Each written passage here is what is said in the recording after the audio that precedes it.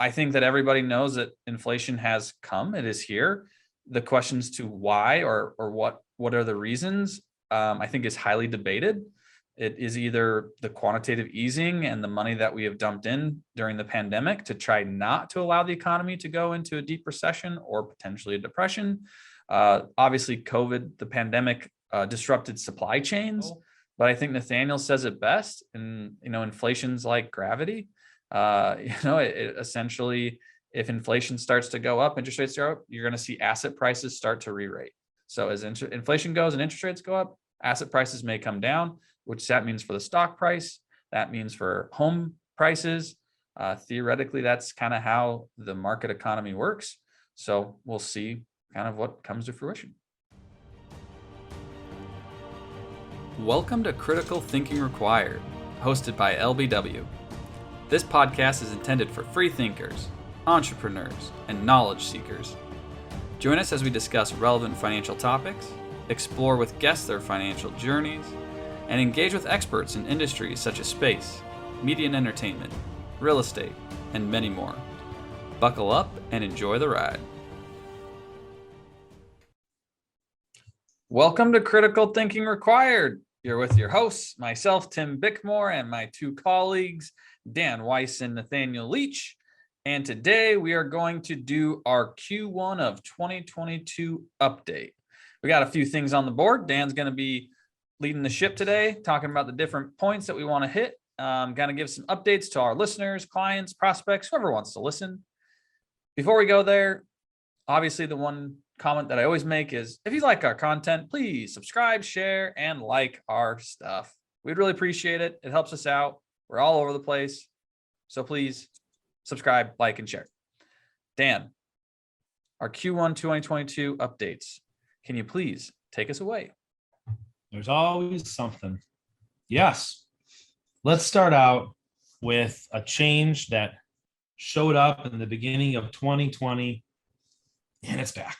So Secure Act 2.0, what we're looking for some changes. We actually mentioned this in our last podcast subject. So if you want to hear some more in-depth pieces on this, find our last podcast. But it definitely makes the list. So I guess brief, Secure Act 2.0, and then you know where to go find more. Who wants to bring that up? Any takers? Nathaniel, we talked about, we went over like 5 or 6 different subjects. We went over actually quite a bit in that podcast. And by the way, the title of the podcast is it's season 3, episode 14, title Secure Act 2.0. How does it impact your retirement? Please go listen. But Nathaniel, do you remember what we talked about? Okay. So here's what we talked about.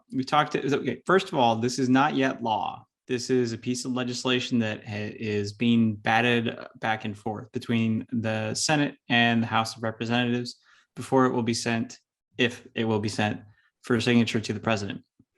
That said, we talked about the possibility of increased contributions amount, depending on age, they were thinking about increasing the age in which you're required to take the required minimum distributions over a period of time. They are thinking about how employers can be more flexible in their matching contributions. Like, for example, right now the employer can only match by investing in the traditional IRA, but this legislation allows for you to choose for the employer to make their matching contribution into the Roth IRA, which is typically more to your benefit in the long term, not necessarily in the short term. We also discussed something called the Savers Credit, which would give a higher credit. It would make it more flexible to who it would apply to when you make contributions to your retirement plans. And then there's also auto enrollment, which means that with any company with a certain number of employees and up, you could then be automatically enrolled within the retirement plan. And then they would also create a corresponding database such that if and when you left your place of employment, you could track down your old employment sponsored plans, which is cool. And then the last one we talked about was it would allow for the ability to purchase annuities within employer sponsored retirement plans. which I personally think is asinine. I'm going to repeat that again. As I said on the podcast, I think it's asinine, but we'll see how that all shakes out. The annuity lobbyists are having a friggin' field day right now. And that's pretty much all we talked about. Someone wants to get paid. And then, of course, thank you, Nathaniel. That's perfect.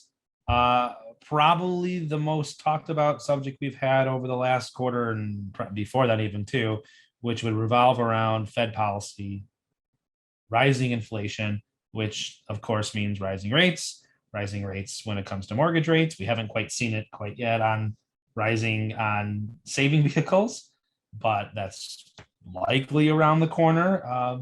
So, gentlemen, where do we stand on our thoughts on Fed policy and inflation and what it will do, perhaps, to rates? I think it always picks on me for these questions. All right, where is my thoughts on this? First, I guess we can hit the Fed policy. Obviously, the Federal Reserve is looking to increase interest rates, the federal funds rate specifically. They're also looking to start selling off and not buying any more bonds, but actually selling some of their bond portfolio, which is meaning that they're going to take cash out of the economy, because if they sell something, then the economy has to buy it back from them, which means we're restricting cash out of the economy to try to slow inflation down. They are actively moving on that. I believe that the market is predicting anywhere from 6 to 8 interest rate increases within 2022. You are starting to see that effect within some of the treasuries as the treasury yield has gone up. That I believe, I don't know this for sure, Nathaniel might know this, but I believe that the treasury yields did invert, meaning that you had an inverted yield curve as of like the last couple of weeks. But they've since reverted back. I know it lasted for a minute. Some people use that as an indication of a recession or a pending recession. I think that everybody knows that inflation has come. It is here. The questions to why or what are the reasons, I think is highly debated. It is either the quantitative easing and the money that we have dumped in during the pandemic to try not to allow the economy to go into a deep recession or potentially a depression. Obviously, COVID, the pandemic, disrupted supply chains. So that also had an effect. It also had an effect on demand, where we kind of had pent up demand. And then the demand released once things kind of opened back up. Then you add cash to that. So there was a lot of factors. And then obviously, which we'll talk about, the Ukraine and Russia conflict also put constraints on different supply chains within really around the world. So I think everything's pointing towards interest rates increasing, aka inflation increasing over the next few years. Does it last? How long? Big question mark. Some people out there have said that inflation has peaked. Maybe it continues. It's really hard to know, but I think Nathaniel says it best. And inflation's like gravity. It essentially, if inflation starts to go up, interest rates go up, you're going to see asset prices start to re-rate. So as inflation goes and interest rates go up, asset prices may come down, which that means for the stock price. That means for home prices. Theoretically, that's kind of how the market economy works. So we'll see kind of what comes to fruition. It's kind of really I got, unless Nathaniel, you have any comments on any of that. Yeah, just when it comes to inflation and interest rates, it's the Fed is going to attempt to start to cool inflation by raising what's called the federal funds rate. But that doesn't necessarily mean that interest rates are guaranteed to rise, but it has a flow down or a third, how do I say this? It has a flow down effect. Help me out, Tim. Trickle down. Thank you. Jesus. Trickle down effect. It has a trickle down effect. So as the interest rates are raised there, then other interest rates will, and then it'll go to a little snowball. So just because there's inflation doesn't necessarily mean interest rates will rise as a result of inflation. Interest rates typically will rise because the Fed is trying to fight the inflation to counter that, doing exactly what Tim said. And I technically said that interest rates are gravity. That's right. When I said that, I knew that I said the wrong thing. interest rates. And I'm taking that from Warren Buffett. So all credit to him. I mean, I love a good physics analogy, so I'm all about it. This one could be real brief. Although we didn't think it would happen, student loans have been deferred again until August 31st of 2022. So they believe they extended it to May 31st of 2022, and then they just re-extended it to August 31st of 2022. Just to throw that out there, I mean, hey, look. Also, okay, two things. Number one, crazy that they've delayed it this long, which has been a huge benefit to a lot of people within the United States. But number two, there's also what they did with the special waiver.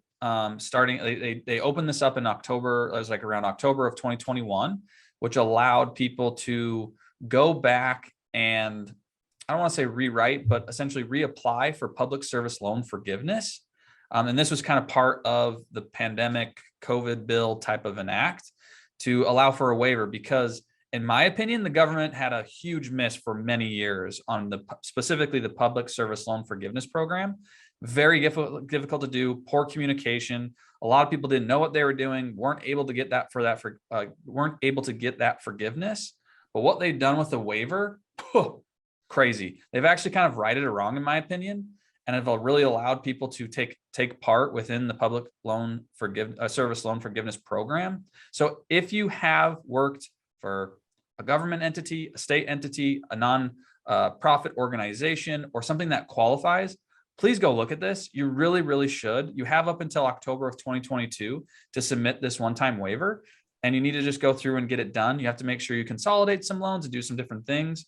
But even if you are on the old loan program, which is the FEEL, I believe, program, you just have to consolidate over. But if you've made payments on that program, they do count. So if you've worked for a non-public organization, nonprofit, state government, please make sure you do some due diligence, look into it, and actually move forward on it. Because it is a high likelihood that you will get your loans forgiven, or if you've already paid them off, you might get money back if you actually paid too much for too long. So you should definitely apply for it. So those are two things that are really actually interesting on the student loan front. Big moves by the government. Very, very surprising, to be completely honest. And as our chief compliance officer, everything that Tim said is not an absolutes. No. Do your own due diligence, as he said. I'm going to repeat that. Do your own due diligence. We are not lawyers. We're not CPAs. We just do our own due diligence, and then we tell you guys what we think. But it's just a recommendation, and it's always do your own due diligence. Please look into it yes, you should look into it. Then we've seen some people cry a little bit about their Venmo usage, because there has been a change on taxation as it relates to goods sold an amount $600 and over.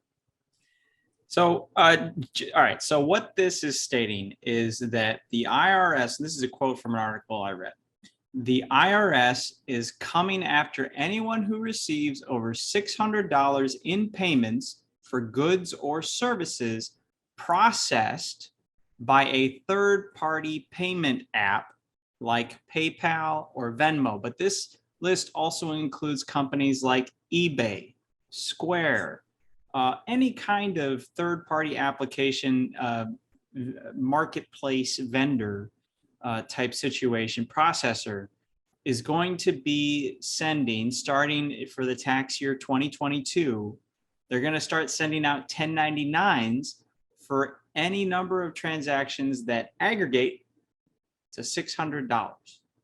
So if you, over the course of 2022, you transfer goods or services for the amount of $600 or more, you'll receive what's called a 1099K. Now, from what I understand, like for Venmo, this isn't going to apply if you're sending money to friends or family. Is that what you guys heard?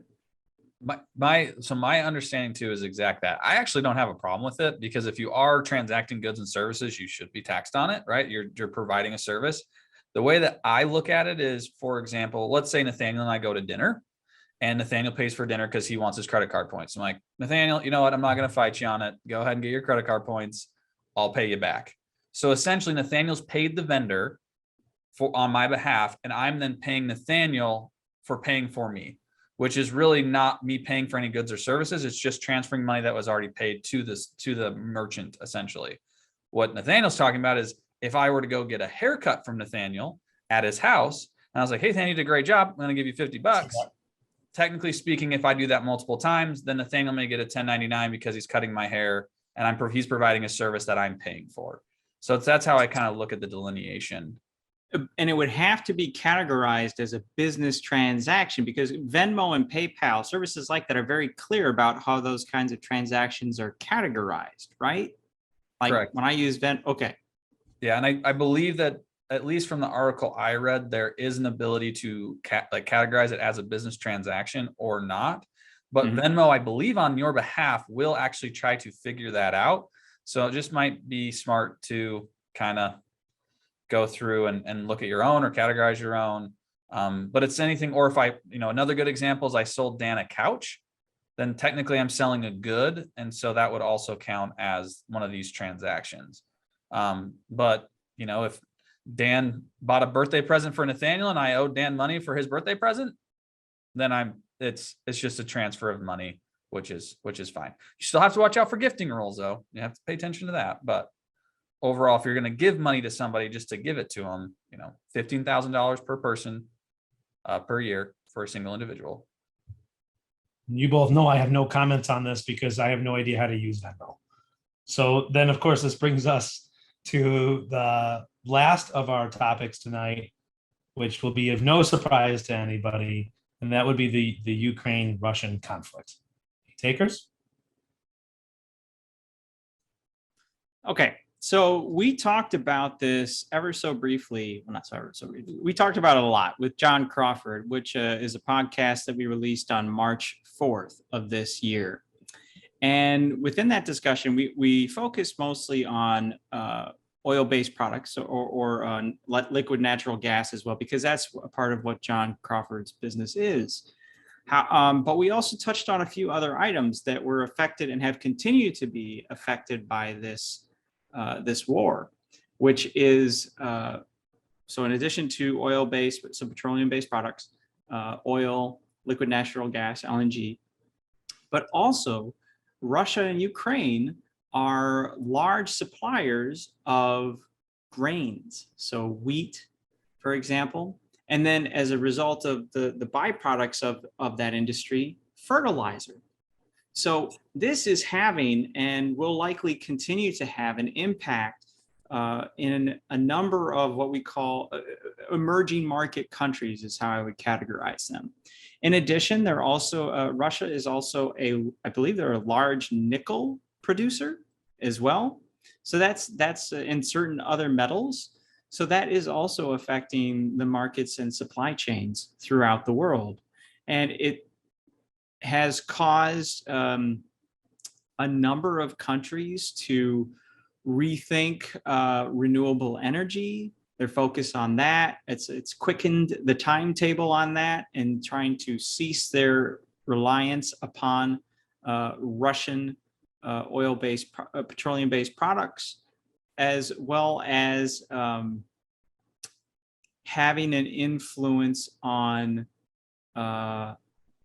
geopolitics in general. Because, for example, to receive energy, like Germany has been pushing back hard on not importing a number of their energy from Russia because they're very dependent upon it.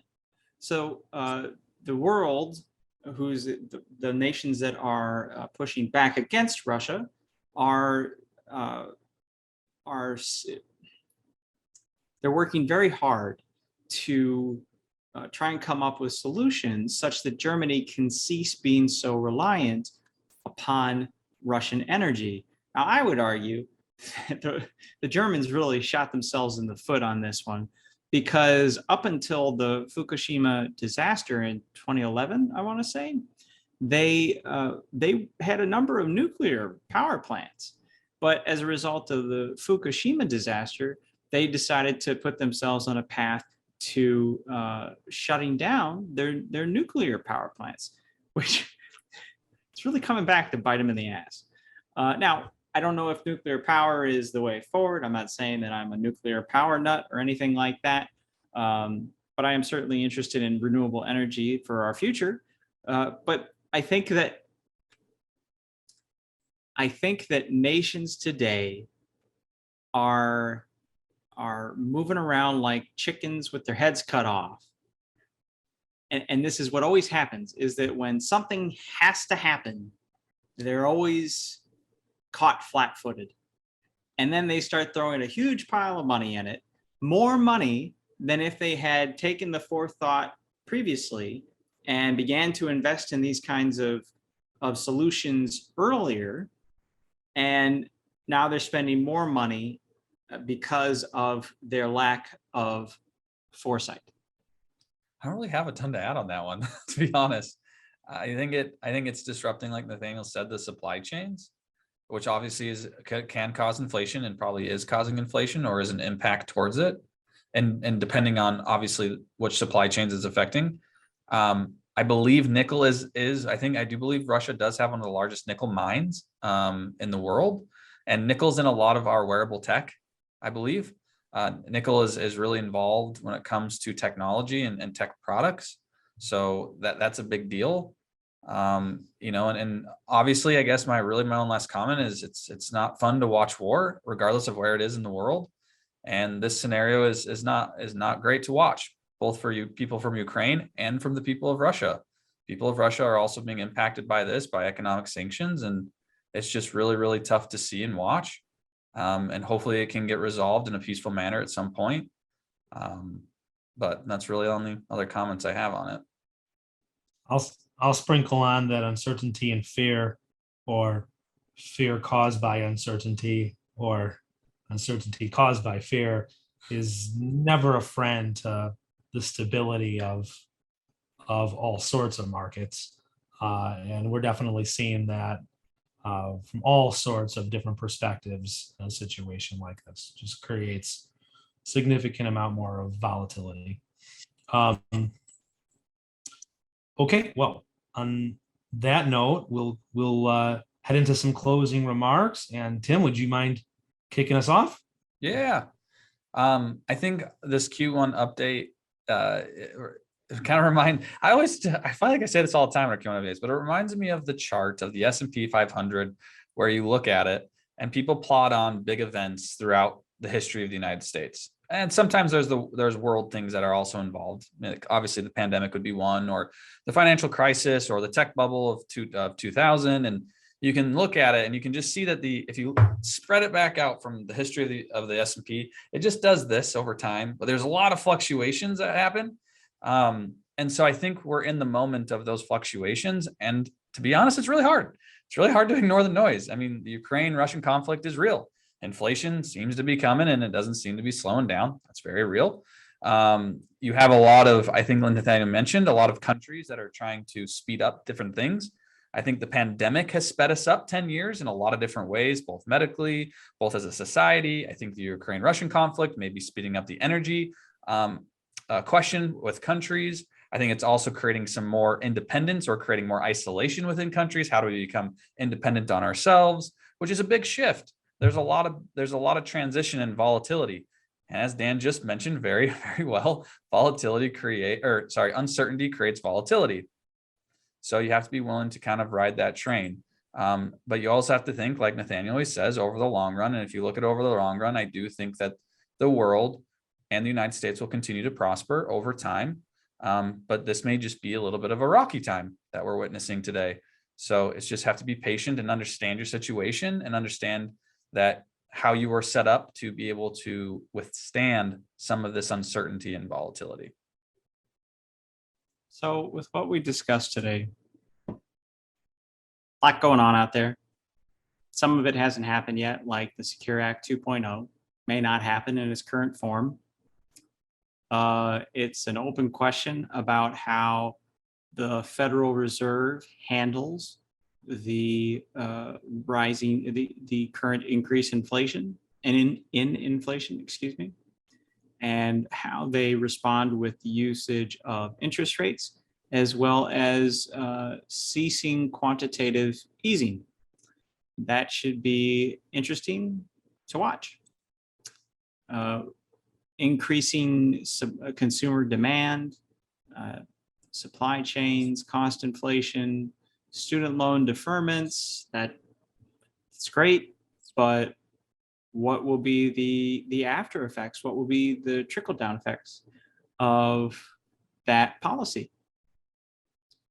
Mostly good, but I'm curious about other consequences. The taxation on goods sold, that's going to be a mother. Oof, that's going to suck for a lot of people who have done these kind of side gigs, utilizing these third-party applications. We always like to talk about incentives here. I would just posit this. If these third-party applications are going to be actively, they're probably doing it via algorithms and some sort of AI or something, where they're able to track these kinds of transactions and then create a 1099K that you'll then receive at the end of the year, or excuse me, the beginning of the next year.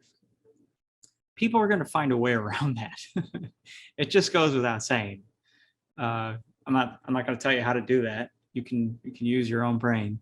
But people will always find a way to circumvent regulation or law if it's in their better interest to do so. And at $600, to give some brief history, it used to be that you had to hit both of the following: $20,000 and 200 transactions. Once you breached both of those, you then would have to, you would receive a 1099K from these kinds of third-party applications. That is no longer the case, clearly. And it is causing increased cost to these third-party processors and such, and marketplaces. eBay is actively fighting against this because it's going to increase their costs. So the incentives are just a wonderful thing to study, because there's a reason why the government is passing this, or they did pass it. It's because the government is trying to increase the tax revenues, because our required costs to run this government are always increasing. And there's only so much debt that we as a government can issue to supply those needs. It always fascinates me to see people complain about having to pay taxes, and yet they expect there to be a police force, a firefighter force. They expect to have their streets cleaned. How do you think these things are paid for? Taxes. Maybe not income taxes, but more property taxes, the ones that I just described. But income taxes do go towards our federal government that do provide services to us. And it always is fascinating for me on that particular issue. Dan? Running through a couple points. One, if you're noticing it, yes, that's snow behind Tim in that window. It is the middle of April, and that is snow. Wisconsin's a beautiful state, but April can be frustrating at times. Two, yes, please do go back and dig into some of our past podcasts, whether it's about Secure Act 1.0, or hearing some of the great advice from John Crawford and other guests. John's been a guest a few times. Interest rates are like gravity. Governments very rarely right wrongs. So definitely please dig into the student loan situation and see if that's something that can benefit you. Please do not try to teach me how to use Venmo. I don't want to know. That includes you, Grant Silverstein. I don't want to know. And two other things. I am happy to start a collection, a donation gathering, if it means that we can get Nathaniel to cut Tim's hair. And in all seriousness, our thoughts with the Ukrainian and Russian people in dealing with this conflict. So that's what I have. That's what we have as a collective. And as always, we thank all of our viewers for tuning in and considering us a source to go to when it comes to these perspectives. So thank you for joining us. And until next time, have a great night. Thank you for taking the time to start your journey of thinking differently and listening to LBW talk about stuff they love. Until next time.